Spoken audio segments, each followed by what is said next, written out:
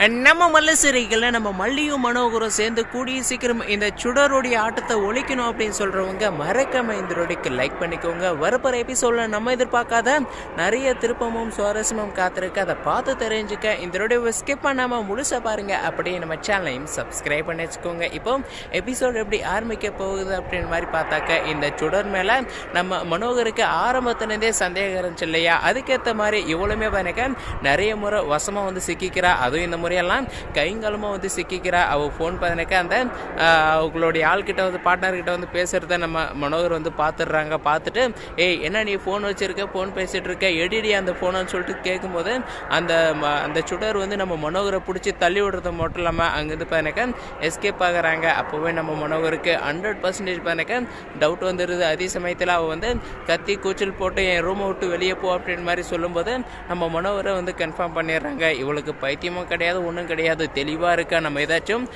ஹாஸ்பிட்டலுக்கு கூட்டிகிட்டு போகும்போது, மந்திரவாதிக்கிட்ட கூட்டிகிட்டு போகும்போது இல்லை அவள் பண்ணுற பிராடத்தனத்தை கண்டுபிடிக்கும் போது மட்டும் இவளுக்கு பைத்தியம் பிடிச்ச மாதிரி நடிக்கிறா. ஃபோன் வச்சுட்டு ஃபோன் இல்லைன்னு சொல்கிறா அப்படின்னு சொல்லிட்டு நம்ம மனோகர் வந்து அவளை இப்போ வசமாக வந்து பிடிக்கிறதுக்காக உடனே நம்ம மல்லிக்கு கால் பண்ணி வர வைக்கிறாங்க. நம்ம மல்லிக்கிட்ட நடந்த விஷயத்த சொல்கிறாங்க. இப்படி தான் மல்லி அவகிட்ட ஃபோன் இருக்குத்தான் நான் வந்து பார்த்தேன் அப்படின்னு சொல்லிட்டு நம்ம மனோகர் சொல்கிறது மட்டும் இல்லாமல் இப்போ நம்ம போயிட்டு அவளை கைங்காலமாக பிடிச்சி அவளை ஃபுல்லாக வந்து ரூமு ஃபுல்லாக வந்து தேடுனா கண்டிப்பாக நமக்கு வந்து ஃபோன் வந்து கிடச்சிரும். அதுக்கப்புறமா அவள் யார்கிட்ட பேசினா, எதுக்காக இங்கே வந்தால், எதுக்காக இப்படி வந்து நடிக்கிறான்னு சொல்கிறோம் எல்லா உண்மையுமே பண்ணக்க நம்ம கண்டுபிடிச்சிடலாம். இதை விட்டால் நமக்கு வேறு சான்ஸே கிடையாதுன்னு சொல்லிட்டு நம்ம மல்லிகிட்ட நம்ம மனோகர் எல்லாத்தையுமே தெளிவாக வந்து சொல்கிறாங்க. அதுக்கப்புறமா தான் நம்ம மனோகர் வந்து இப்படி பண்ணலாமா அப்படின்னு சொல்லிட்டு கேட்கும்போது நம்ம மல்லி வந்து யோசிக்கிறது மட்டும் இல்லாமல் கண்டிப்பாக வந்து என்ன பண்ணுறா, எதுக்காக வந்திருக்கா அப்படின்னு சொல்லிட்டு நம்ம உண்மையை கண்டுபிடிக்கணும். ஆனால் அவளுக்கே சந்தேகம் வராத மாதிரி உண்மையை வந்து கண்டுபிடிக்கணும் அப்படின்னு சொல்லிட்டு நம்ம மல்லி ஒரு ஐடியா, ஒரு பிளான் வந்து கொடுத்து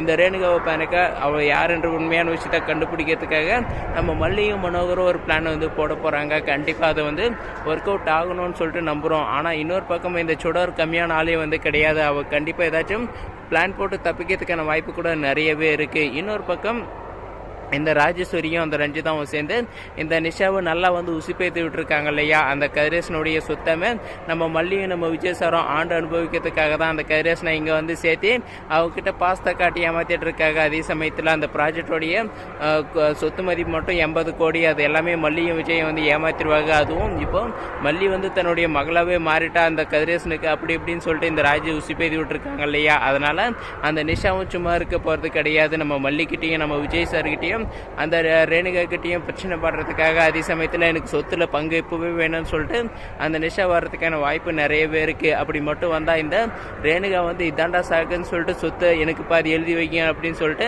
இவ கேட்குவா. ஆனால் இப்போ மனநல பாதிக்கப்பட்டிருக்கிற மாதிரி வந்து நடிச்சிட்டு இருக்கிறதுனால அவள் என்ன பண்ண போறான்னு சொல்லிட்டு தெரியல. ஆனால் அந்த ரேணுகாவுக்கு சொத்தையும் வந்து கொடுக்கக்கூடாது. அவர் ரேணுகா இல்லைன்ற விஷயத்த அதுக்குள்ள நம்ம மனோகர் உண்மையை கண்டுபிடிச்சி வெளிச்சத்துக்கு கொண்டு வந்தால் ரொம்பவே பயனாக்க நல்லா இருக்கும். நம்ம அன்னபூர்ணியமாவும் நம்ம மனோகரை சேர்ந்து கண்டிப்பாக உண்மையை வெளியே கொண்டு வருவாங்க அப்படின்னு சொல்லிட்டு நம்பலாம். இதில் நம்ம மல்லியும் வந்து சேர்ந்து இருக்கிறதுனால இந்த ரேணுகா கண்டிப்பாக வந்து மாட்டிக்கிட்டா. வெயிட் பண்ணி பார்க்கலாம் அடுத்து என்ன நடக்க போகுது அப்படின்னு.